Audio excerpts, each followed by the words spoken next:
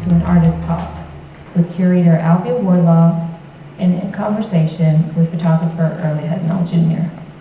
I'd like to just take a moment to recognize the director of MoCA, Debbie McNulty. Just say hello. Just kidding. And also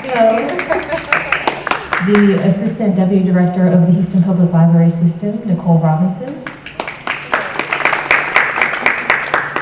And it's with great pleasure that I want to recognize Councilmember Carolyn Evans-Shabazz. Do you have anything you want to say, or? Since you're here and all.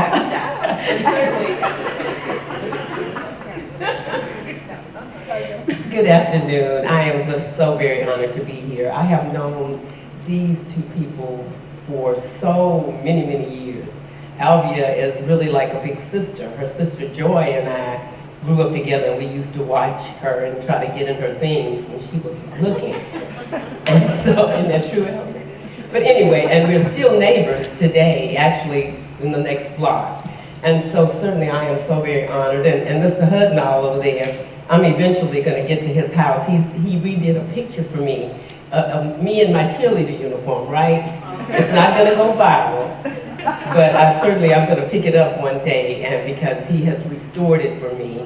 I don't know what I'm going to do with it after I get it, but at least it won't just fall somewhere along the wind where somebody else can pick it up and see it and put me on Facebook. I also want to mention Ms. Provost here, who's also a stalwart in the community in 3rd Ward, and actually known her since high school.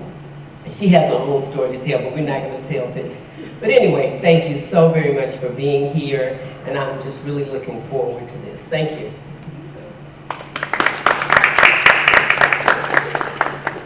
Well, we are so happy and excited to have you both here. In honor to organize, it was really an honor to organize this dialogue between you two, because I consider you colleagues, friends, and really family at this point. But you're great stewards of Black art, history, and culture as well. As we celebrate Black History Month, currently on view in City Hall Rotunda is a display, Moments, Memories, Voices, Let Us Remember. Featuring the photography of Earlie Hudnall Jr., the display poses a question: what happened to 4th Ward? This exhibition creates an intimate view of the beauty and pride of Freedmanstown 4th Ward, and a space for all Houston residents to look at themselves and engage one another while reflecting on shared future. So today we have these two distinguished guests. Earlie Hudnall Jr. Growing up in Hattiesburg, Mississippi, Earlie Hudnall Jr. learned the importance of community and culture. After serving as a Marine in the Vietnam War, he moved to Houston to study at Texas Southern University. There, he met Dr. John Biggers, a notable painter, muralist, and art educator who became his mentor. While at Texas Southern, he was hired by Dr. Thomas Friedman, professor of philosophy, director of the TSU debate team, and director of the Model Cities program on campus. His task was to photograph in depth those communities impacted by the federal program inspired by President Lyndon B. Johnson's Great Society and War on Poverty. Dr. Friedman had a vision for the documentation required for this massive project. Hudnall understood the vision completely, and as a result, the young photographer was free to explore and document the daily lives of African Americans in Houston. The countless days he spent with his fellow photographer, Ray Carrington Jr., he photographed families, individuals, elders, and children in the 3rd, 4th, and 5th wards, and it had a lasting impact upon him as an artist. Hudnall has continued to photograph the same communities throughout his career, and has produced some of the strongest works from these historic areas in Houston. Children and elderly continue to be his favorite subject. Earlie Hudnall's photographs have been exhibited widely in museums and art galleries throughout the country. His photographs are included in major museum collections, including the Amon Carter in Fort Worth, the Schomburg in New York, as well as the Museum of Fine Arts Houston, and the African American History, the National Museum of African American History and Culture in Washington, D.C. This year, Hudnall was actually named Texas Commission on the Arts Two-Dimensional Artist of the Year.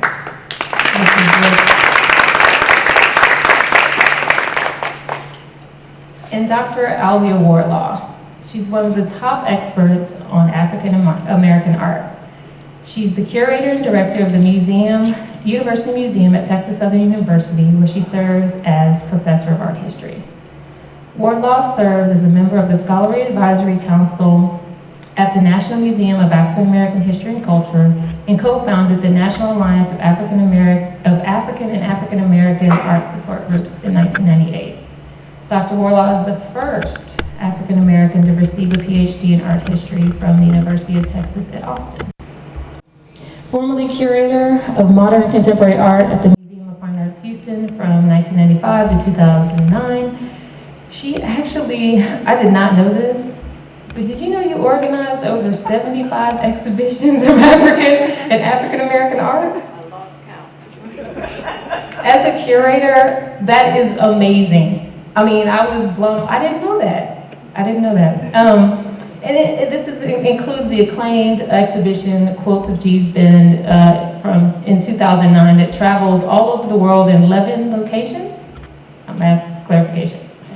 Dr. Wardlaw has also authored numerous books, The Art of John Biggers, Viewed from the Upper Room, The Art of Kermit Oliver, and Notes from a Child Odyssey, The Art of Kermit Oliver. And she's also authored the book, Black Art, Ancestral Legacy, The African Pulse in African American Art. And for those of you that are in the field, know that this is our Bible in terms of anyone that studied African American art. Dr. Wardlaw was also a 1994 inductee into the Texas Women's Hall of Fame. So we are overjoyed to have you all here, and please help me welcome Earlie Hudnall Jr. and Alvia Wardlaw.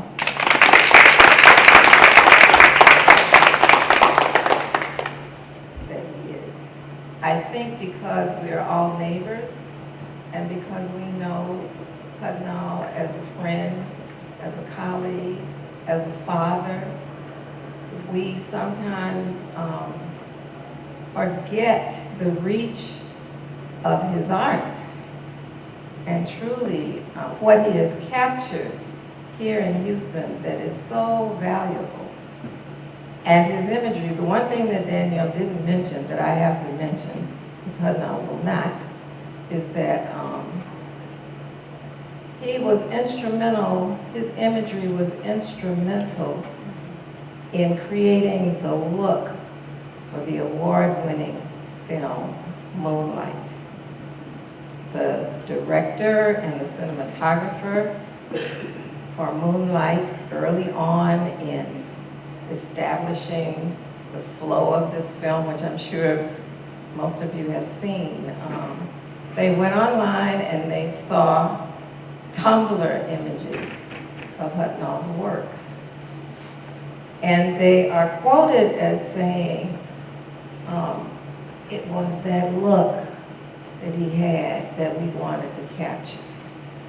And I called Hudnall because Deb Willis, the expert in all things Black photography, emailed me one morning and said, please tell Hudnall congratulations, because he's mentioned in Time magazine as being the inspiration for the look of Moonlight.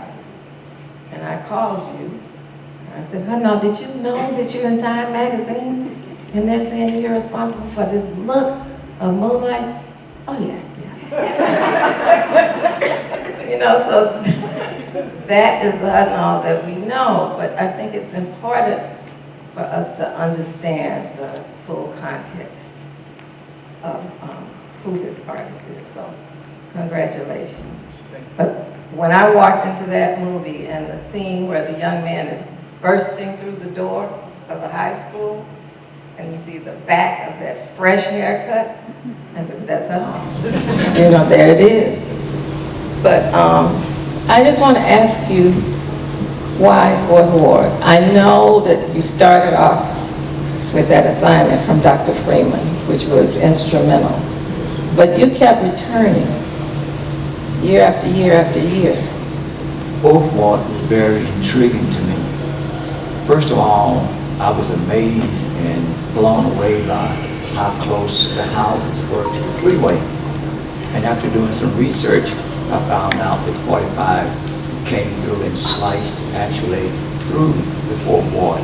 Secondly, I have to go back and remember my first art class at Texas Southern, where we had our first art seminar. And John Bigger said, art is life. One must draw upon his personal experience, family, a sense of community, who we are and what we do from day to day. And that took me all the way back to the time my grandmother would sit on the porch and tell us stories about how things were when she was a girl growing up. And looking at the photographs that my father had made during his military time, and a boy wanting to be like his father, I had to remember that my father never complained about anything, about work, hard work, going to work, getting up. He was always up before us in the morning, and he never complained. And it was always a positive attitude. And going and walking through the Fourth Ward for the very first time, seeing how close the houses were, the shotgun house, it reminded me of some of the houses that I had seen in Mississippi, the sense of community, how people interreacted. Everybody basically walked, families were close together, kids were playing, little girls playing hopscotch, little boys playing rolling tires, and all of these kinds of things was so similar to the things I had experienced in Mississippi and growing up. And then going back to that slogan, art is life. And so this is the reason why I kept, over a period of time, coming back to the Fourth Ward, seeing small kids, respecting the elders. In my neighborhood growing up, senior citizens, elders, we respected them. And so watching and seeing how the utility lines, the houses, how it reflected and how it was interwoven with the city skyline, it was fascinating to me. And if you see some of the images I had, I kept going back photographing the skylines. So you were looking at the relationship between your home in Mississippi, and you saw a reflection of that tradition in Fourth Ward. I did. Let me ask this question. Your images always have such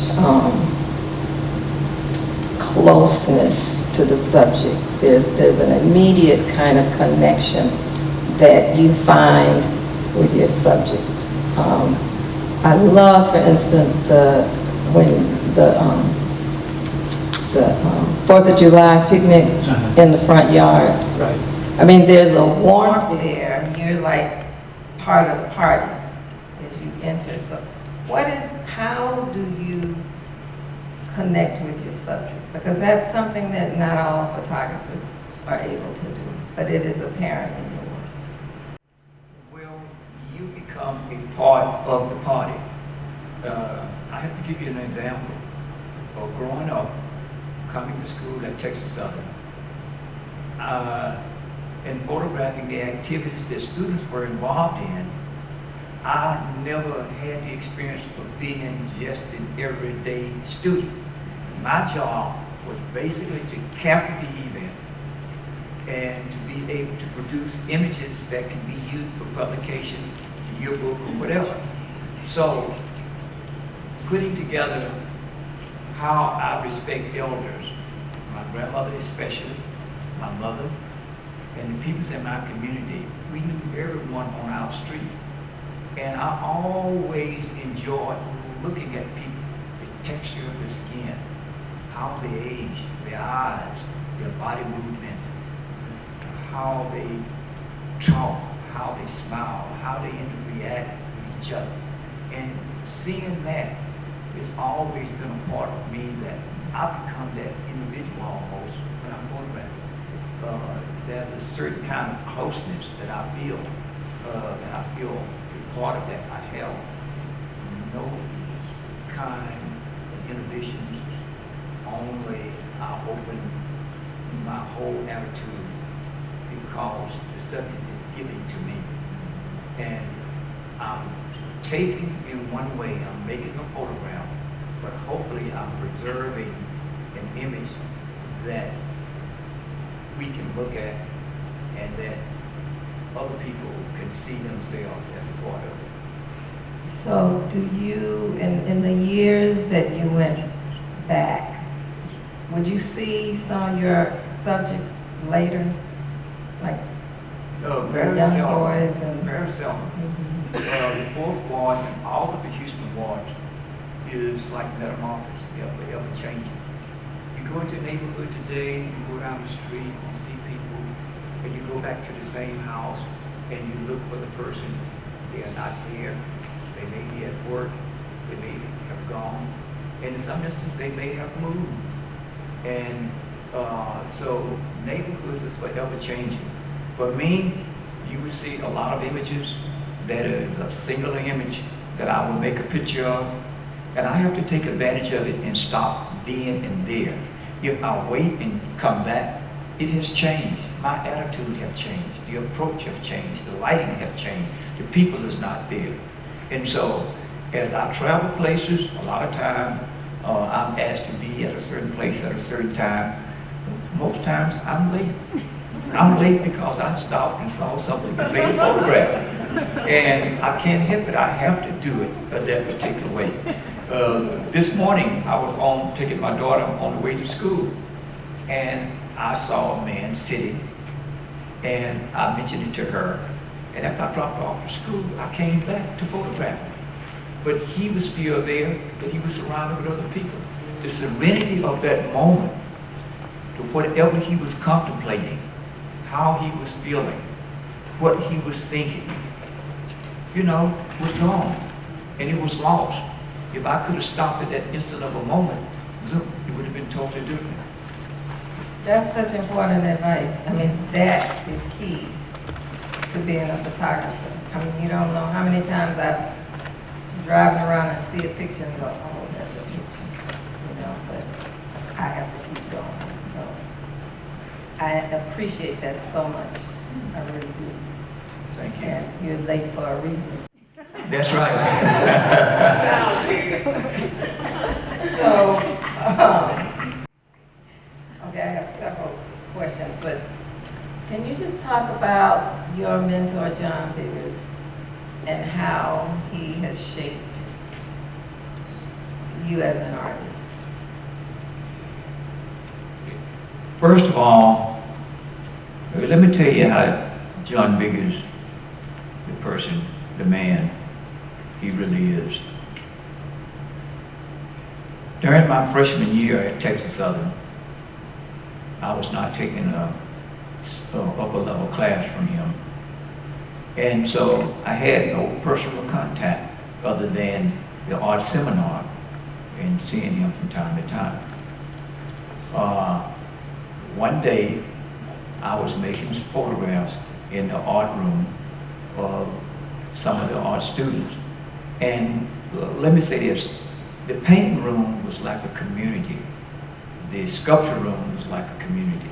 On the weekends, we were there. At night, we was there to 10, 11 o'clock at night. And so, as artists began to work, they began to ask me, say, well, Hudnall, why don't you take some pictures?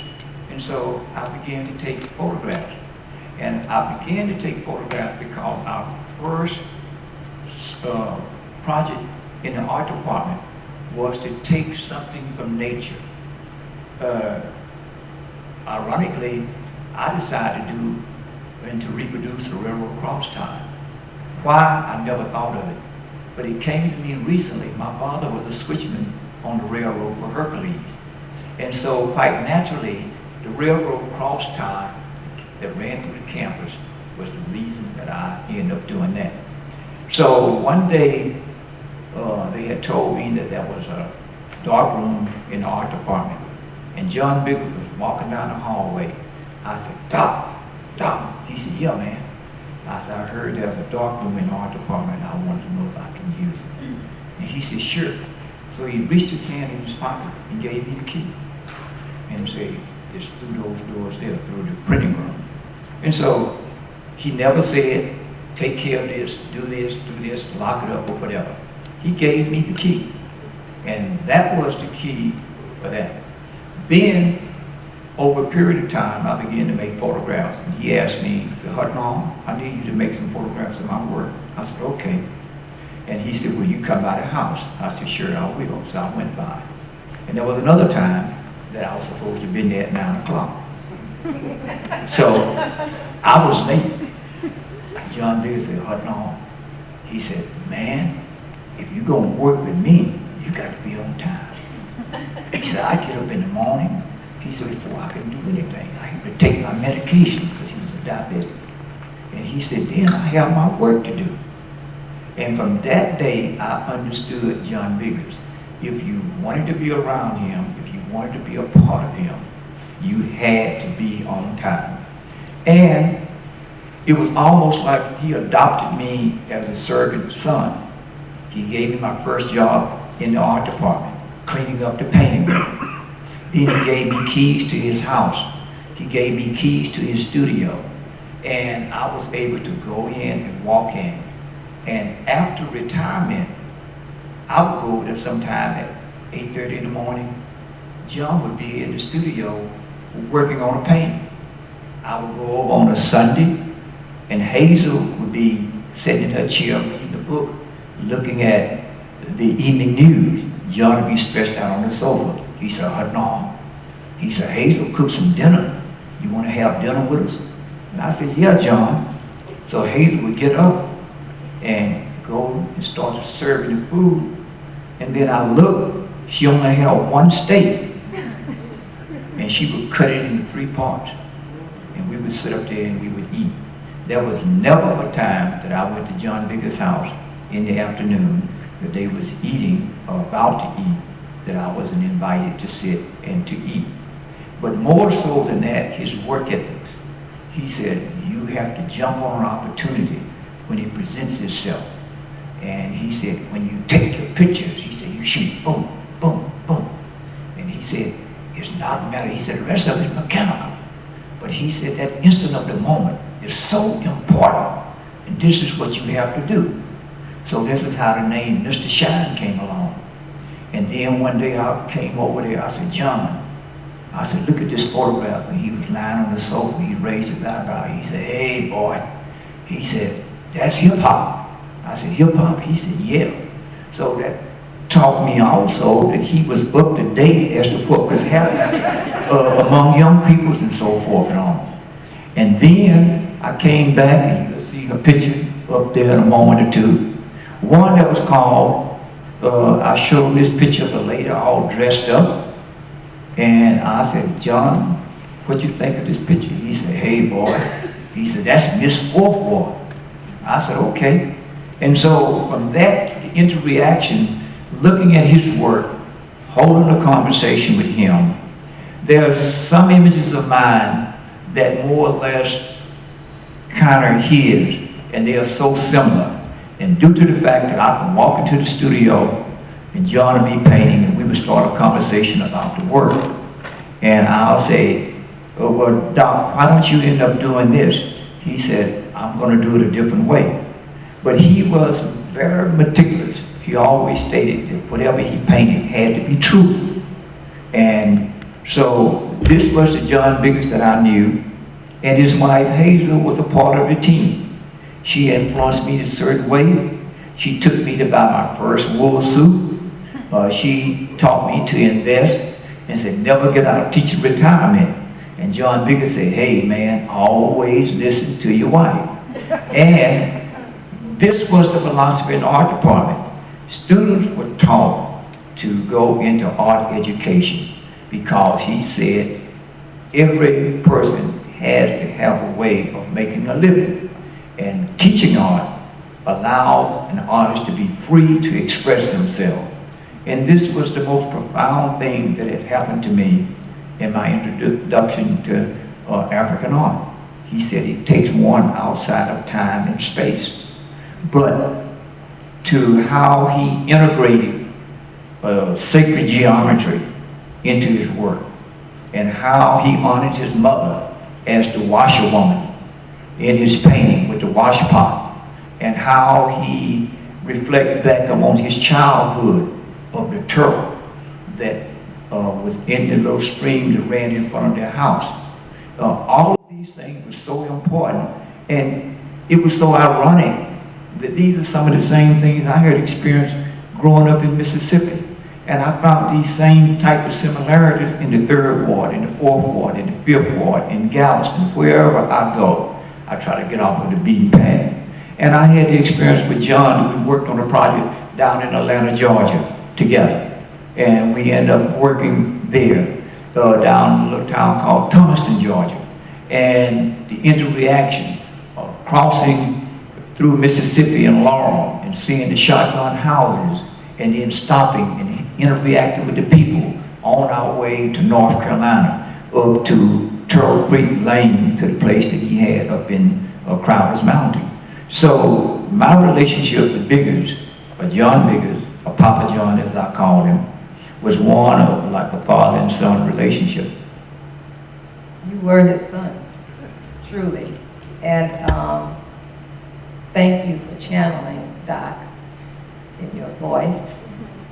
But more than that, I think, there's a synthesis established between your work and the work of John Biggers. It's almost like an extension of each other. You, over the years, not only did you capture these amazing images of John Biggers in his studio at work. I mean, we rely on the images of Hudnall in so many ways to understand John Biggers as an artist.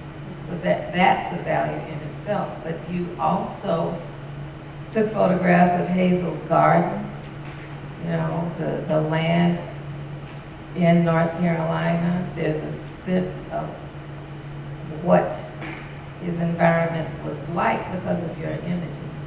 Yes, John and Hazel had 30 acres. They had an upper lake and a lower lake. John had a studio house, and then that was Hazel's house. And Hazel's house was the permanent house. The studio house used to be a place where it was a catfish farm at one time. And John, that was their studio. They both lived there until Hazel's house was finished. That was the upper lake and the lower lake. And around the lake, all of the foliage, it was 30 acres. One day, I took off and left early one morning and walked around both lakes, all through the brush, and made photographs of the environment, the trees, nature, how it had decayed, how it looked, the trees through the sunlight, the broken limbs from the storms, the edges of the water. I photographed all of that. And then the ducks. There were some wild geese that used to land all the time on the upper lake. And there was drawings that John had done about a floating deck that he had wanted to build for him and Hazel to set out on in the evening time. And then one day the geese come walking across. And you remember the painting or the drawing he was doing when the stream crossed the path? Where the geese was crossing, and that's what I actually named it, that particular way. It's about 7 little geese in a row, which reminded me of the painting he ended up doing called 7 Sisters. I watched him actually paint those images.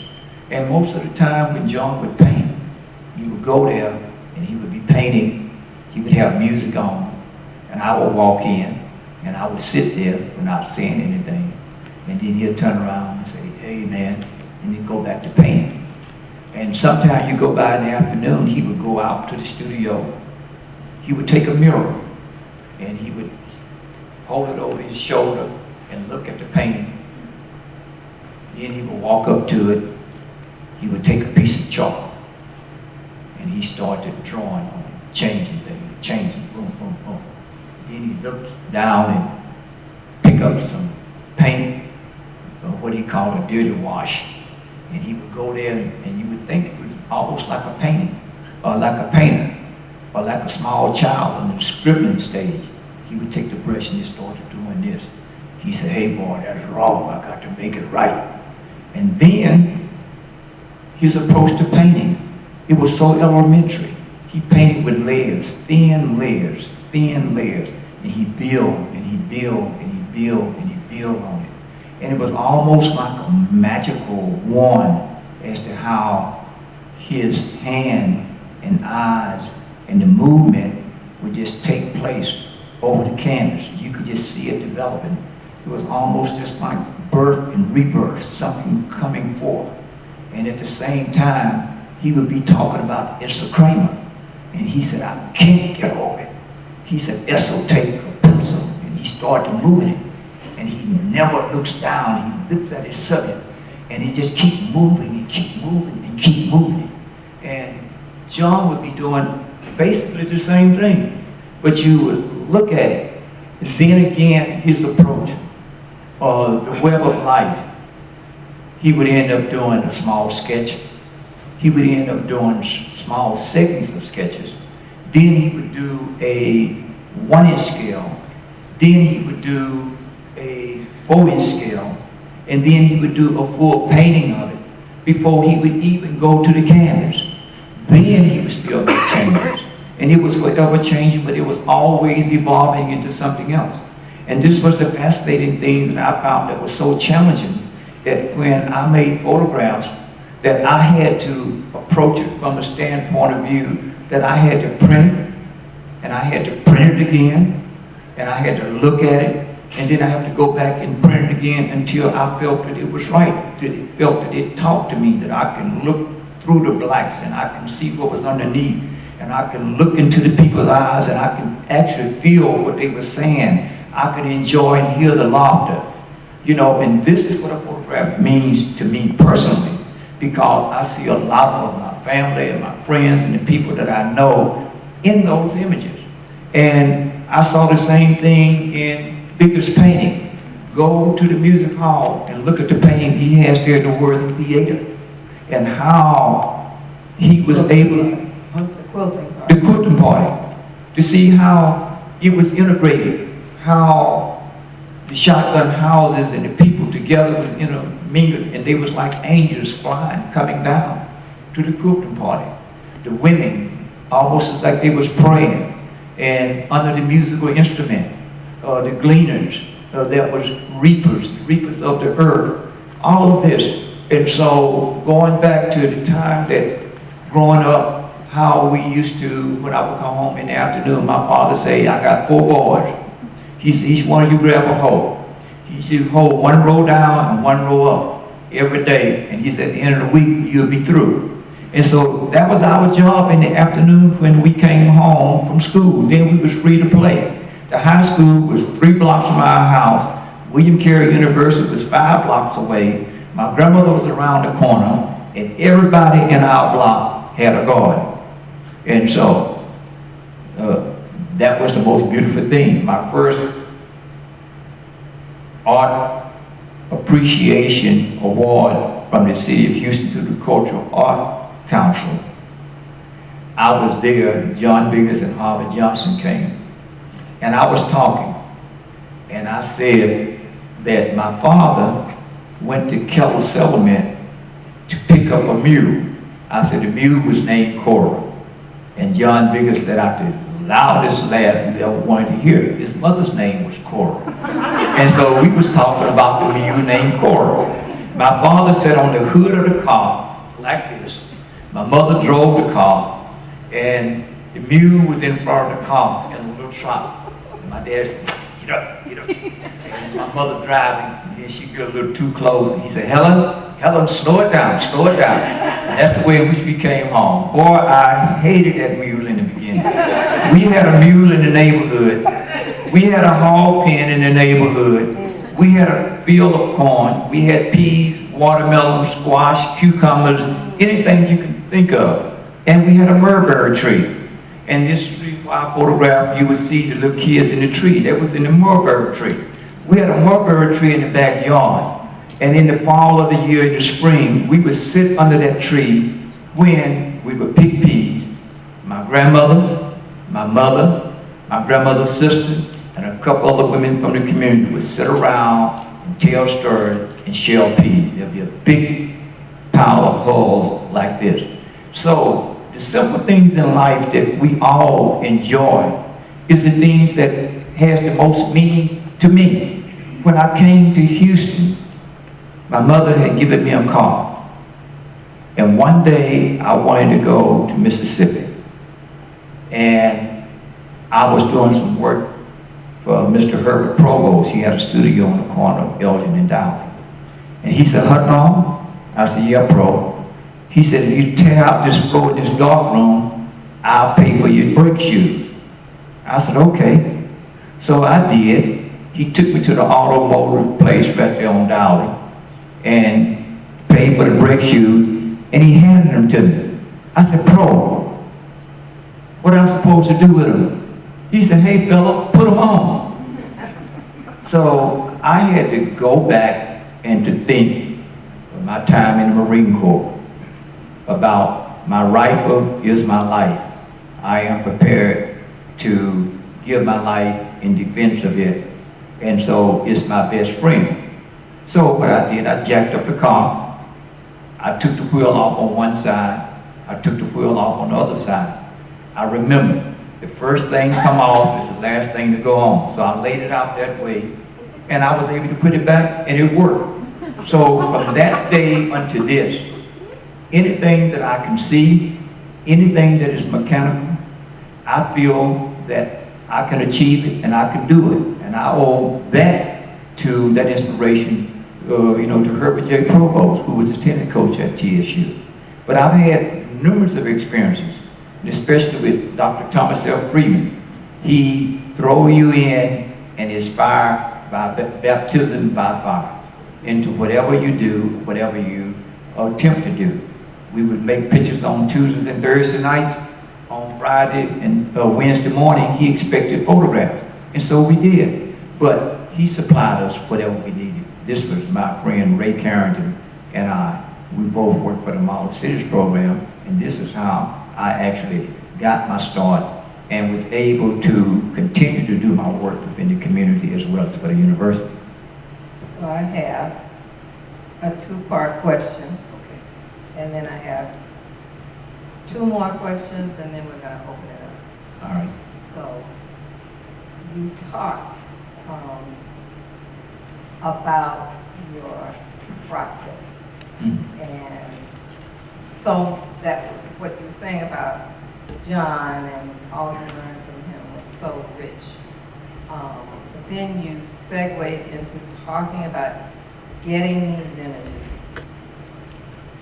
in the dark room and being not satisfied and printing them over and over again. And I always compare you to Roy DeCarava, the photographer from New York, who did similar things in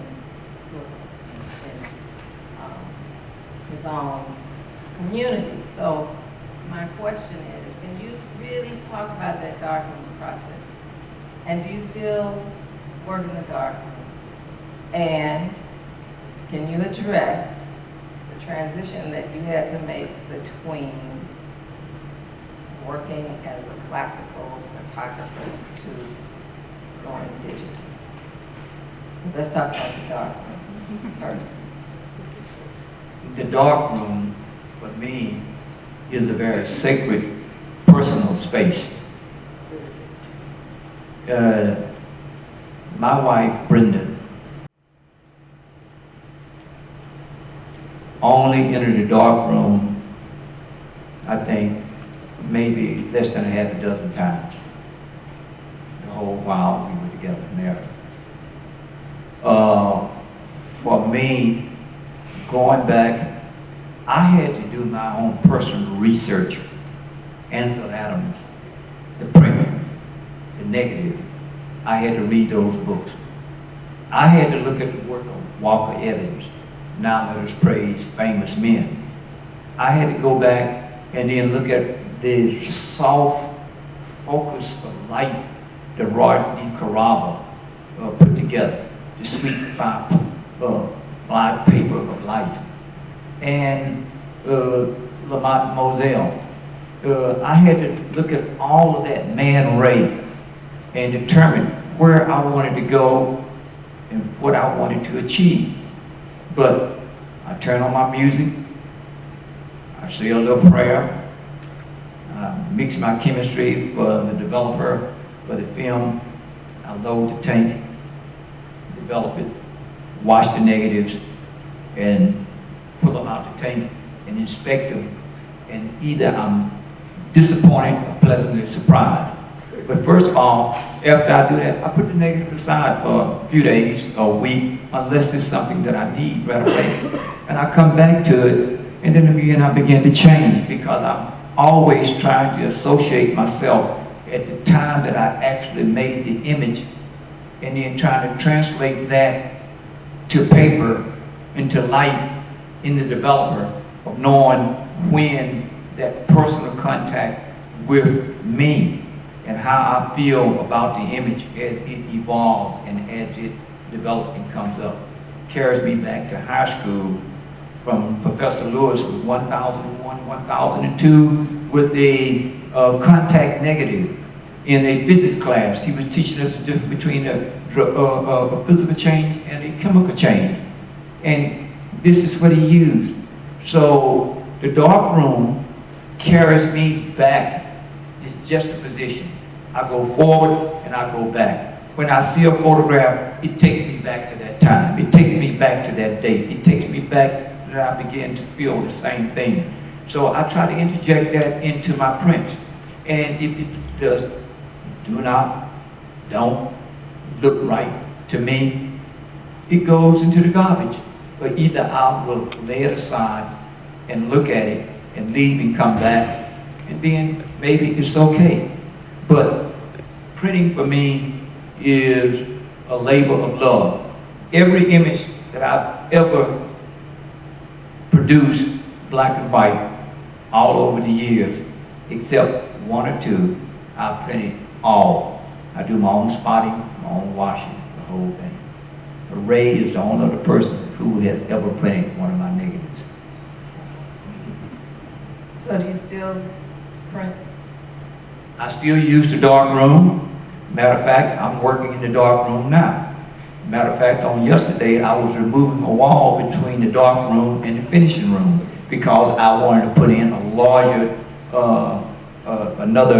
a tray there, a sink that is, because I'm planning to do some large prints in 30 by 40s, and I need the extra room. And so in order to make the 30 by 40 print, I need to be able to have the room to do so. Paper is expensive though, but still it's what I like. Now when it comes to digital, I've shot digital at the university. And digital, I think, is an excellent medium for the average person because it allows everyone to be able to participate.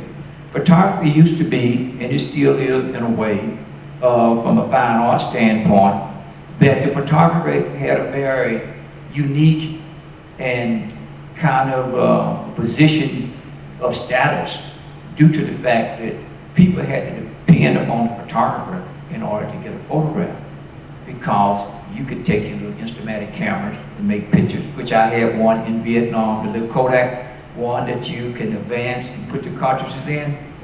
It can get wet, you can dry it out, you can shake it, and it will still work.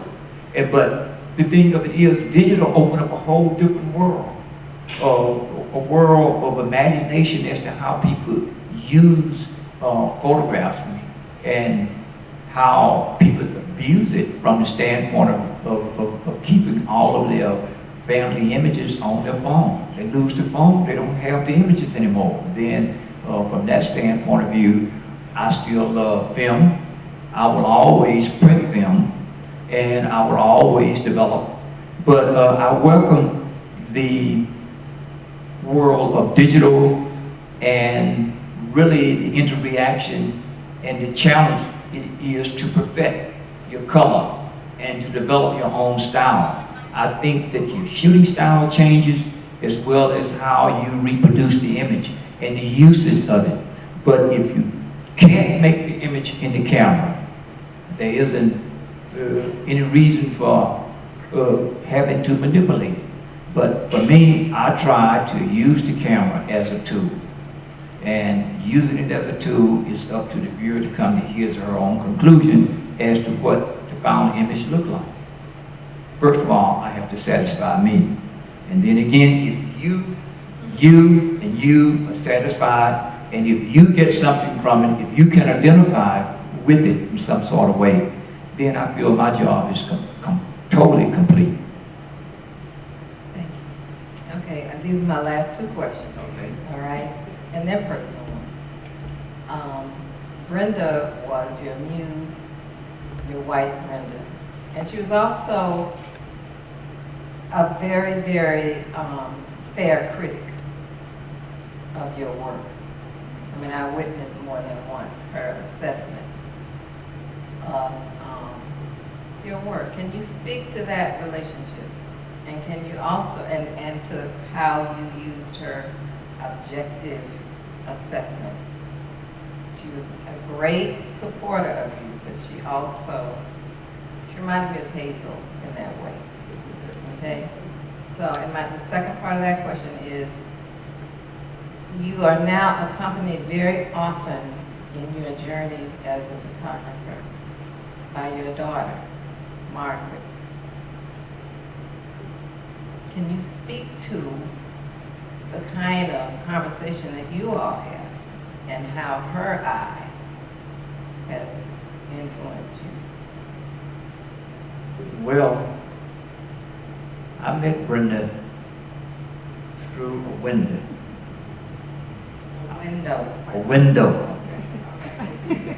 I was standing in Bruce Hall with Ray Carringer in what we was using the cafeteria as a photo lab. Brenda was on the sidewalk, and most recently, a year or two ago, I took Margaret to this very spot where I told her the first time I saw her mother. She was standing on the sidewalk talking with a guy, whom I later discovered that she was dating or seeing a friend of hers or whatever. But she was tall, had on some shorts close to the knees, and they was holding a conversation. And I said, Ray, look at that woman. He said, hey man, he said, but I don't know if you can handle that. I said, well, I'll see. So one day coming across campus, Brenda was coming from the cafeteria, and we spoke. And that has been it ever since. We spoke, she said hi. Told her who I was, she said okay. So one evening she came up to the Student Life Center with her books. She was in law school. And she was sitting there studying. I was in the dark room making some prints. And there was a picture named Happy Mama that I had made in Haiti. And so the lady with the cigar in her mouth. And Brenda said that she fell in love with Happy Mama before she fell in love with me. I didn't learn that until years later. And that's the reason why Happy Mama hangs in the house. But her approach was kind of a hands-off, stand back, and as the boys and the girls would say today, she was my ride or die. Whatever I had to do, she was supportive. The first date after Brenda and I went out, and she went home to New York and returned, and she came over to visit me, and she said, I'll cook. I said, okay. She said, but I need to go to the store.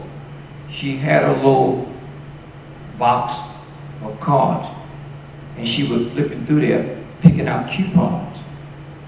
So I said, that's the first thing. And then again, I was over at Mr. Provost's, and I was telling him, I said, Pro, I said, she cooked coupons, she's a good cook, she follows me. He said, hey boy, marry the girl, marry the girl. And then John Biggers told me, he said, Hudnall, if I was Brenda's daddy, I would shoot you for abusing that woman. I said, what you mean, Papa John, abusing? He said, man, marry the woman. But Brenda always was supportive. I would clutter up the kitchen table. I would have photographic equipment in the living room. I would take the breakfast room and made it my dark room. She never complained. But she was always supportive, and she more or less gave me my space. When I had to print for a show, she gave me my space. When I would be in the dark room all night, she said, hey, okay. She would fix my food, and that was it. But she was supportive. Out of all of the people, the women, girls, young ladies that I've known, Brenda was the only one with me. And my daughter Margaret, she don't have much to say. She makes a lot of pictures with herself, or with her phone. She has a camera. And believe it or not, she has an amazing eye. And sometimes I'll go out to photograph in the neighborhood, and I will show her different aspects of the community and teach her the difference as to what she should do, how she should approach it, how she should respect elders, and so forth and on, and not have a personal attitude toward people. Be open and so forth. And so she is supportive that way. Never complain about pictures, the dining room table, the living room floor. She just step over me and keep going. Go to her room and close the door. Come to the studio at night and say, Daddy, I'm going to bed. Good night. And so this is our approach, but she's very supportive as well. I want to thank you, Mr. Earlie Hudnall, for sharing all of this information. And I would like to take just 2 or 3 minutes and ask Mrs. Provost if she would share her thoughts about Mr. Hudnall before we get questions. Well, he's an amazing son. Taking 5 minutes to get down. He's an amazing son. Couldn't come by the studio all the time. And y'all know I don't have but one son, Jerome, but I got about 30 sons and 20 daughters, and this is one of my tall, handsome sons right here. You talk about yourself as a photographer, as an artist, but you never say anything about you as the editor of the yearbook at Texas Southern University. You produced 2 yearbooks, and we're 93 years old, son, and I haven't seen one yet to come up to what you do. He did a yearbook in volume, Carol, volume. Administration, you can take this part. Athletics, you can take this part. Clubs and organization, you can take this part. This is how talented this boy was. This man is not even born here. I mean, he got so much talent, it's unbelievable. And I am really proud to call him my son. And guess what? He treats me like I'm his mom. Mom, don't you be wanting for nothing over there. What you need? And he's over there. I just want you to know, son, I'm proud of you, and I'm bragging on you all the time. I love you, and guess what? Ain't nothing you can do about it. Thank you. But I would like to go back and make a statement to that. I worked at Texas Southern full-time for 43 years. I was there for 50 years taking photographs. But the Model Cities program sparked the kind of movement at Texas Southern that the 73rd state legislature designated Texas Southern as a special purpose institution. So at that time, coming out of the Model Cities program and the urban movement, the urban renewal within the cities and things, the introduction to the 74 yearbook is toward an urban university. Some changes fast, some slow. And the introduction was really how the university and the community came together. That in itself was the reason for Ray and I, through the Model Cities program, approaching and being inclusive of the students from different backgrounds, different cultures and things coming together for the yearbook. That has been more or less my personal fuel that keeps me motivated, is the students, the interaction with the community, the various places from which we come, And all of that is really life itself. Art is life, and life is art. And so it reflects upon us. Each and every one of us brings something to the table, and it's all interwoven into a big, big quilt. Amen to that. And thank you very much.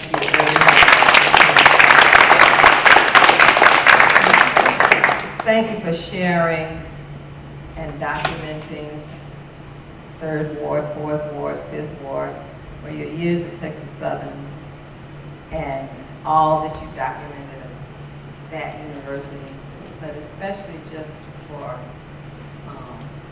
being an amazing artist and being so generous with your vision, because we've all benefited from that. Asante Sana, thank you so much. So, 2 questions, maybe. Do we have time for a couple of questions? Any? Hi. So you say you're going to do some big prints, I plan to. and so what is the story that you're going to tell with these big prints? What is the theme of this body of work that you're printing live? Well, what I would do, I have several negatives, bodies of work that I've shot in Europe, Africa, 3rd Ward, Houston, Mississippi, various places.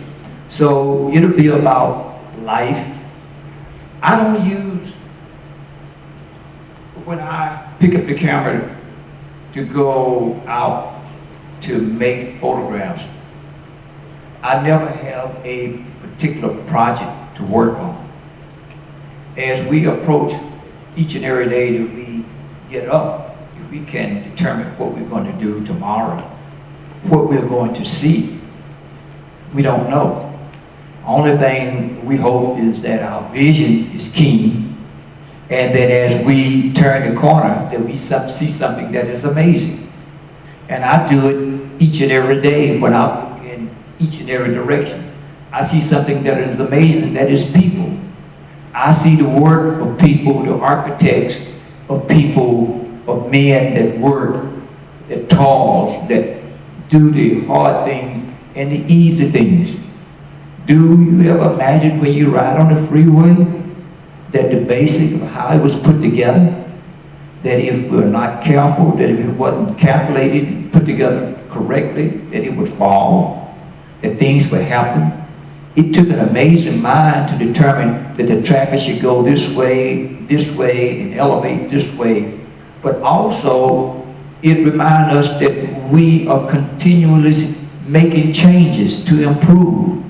And so, my approach to my work is to improve and to produce and to meet the challenge.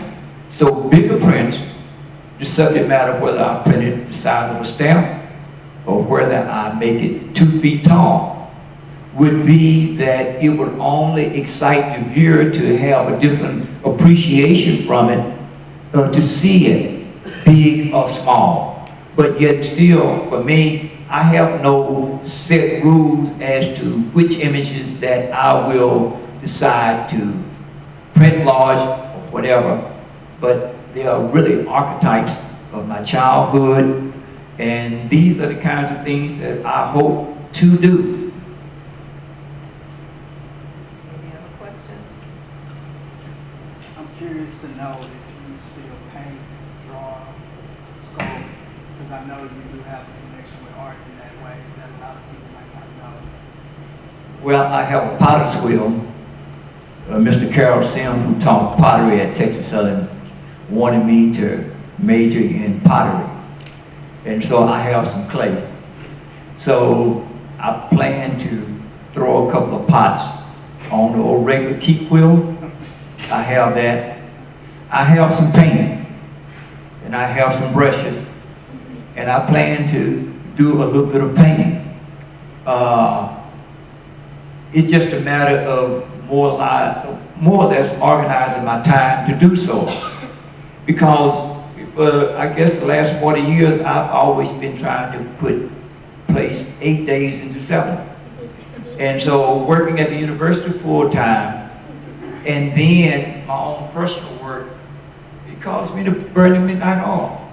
But it was a challenge that I've loved, and it's the only thing that I've ever had an opportunity to do after, you know, I left the Marine Corps and came to Texas. But all of this was instilled in me as a small boy, watching people in the neighborhood. My father set the standard as to what you have to do. His word was always do your best. He said, I ask no more than for you to try. Always do your best. And so this has been my personal motto, you know, to be prepared. I learned that in the Boy Scout. I am prepared to give my life in defense of what I believe.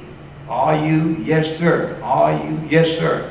That was the charge in the Marine Corps. And I live by those principles. You know, I respect the flag, and I respect the rights of each and every individual.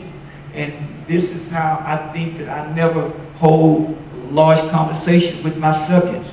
And mainly due to the fact that eye contact and body language speaks a lot for itself. And people invite you into their lives, into their world or that setting just with a nod. And how we greet people, which is universal. How we laugh, how we cry, how we worship, these kinds of things. And so, yes, I do want to do some of those things. Yes. Let me make a shameless plug. There's more work of Earlie on view right now in Houston. Thanks to Debbie and Mocha for this exhibit in the Rotunda. It's lovely.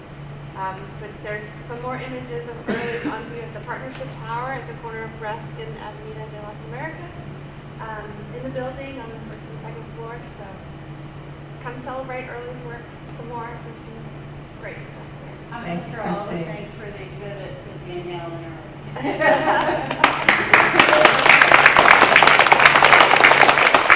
And if I could share another project that Hudnall and I are working on right now. We're working on a book focusing on the paintings of Ambassador Cynthia Shepherd Derry, who was an ambassador in the 80s to Burundi, Ivory Coast, and Sierra Leone, and then later she was in Tunisia, and everywhere she was an ambassador, she painted these incredible paintings. So Hudnall's task in the beginning was to photograph her work the way he did John Vickers.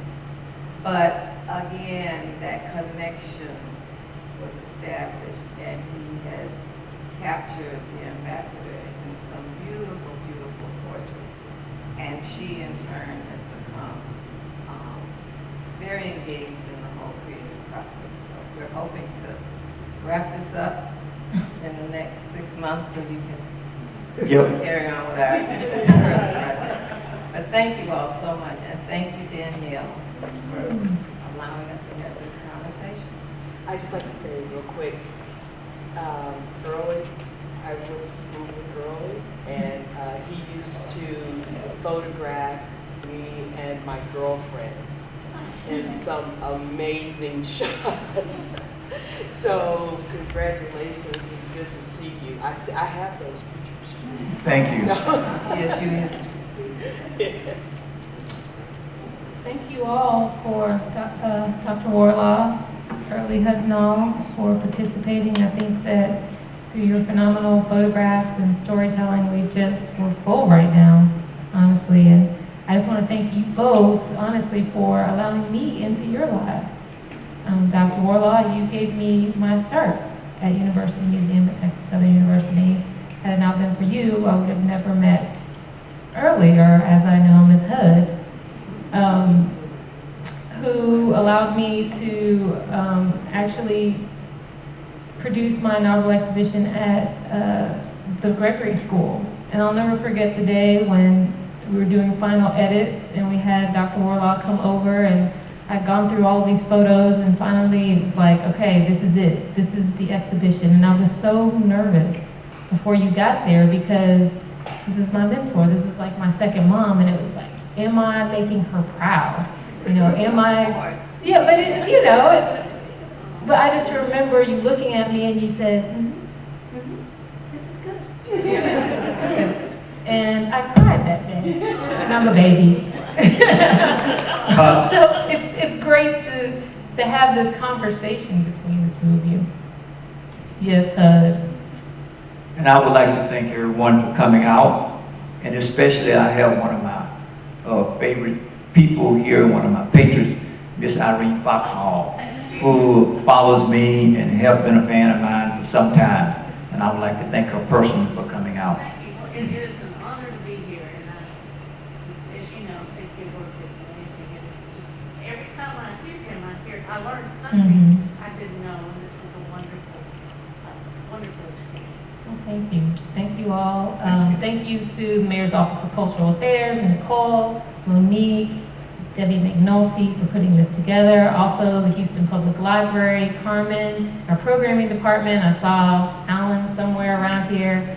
Assistant curator, Christina Grubitz, who helped put together this exhibition. We really appreciate you all. We have refreshments. Also, I think HTV is going to play a video that they did around, I'm trying to get a date. Yeah, 2012? Yes, 2015. 2015. Yeah. Of Earlie Hudnall and his work. So please stick around and watch the video. But again, thank you again.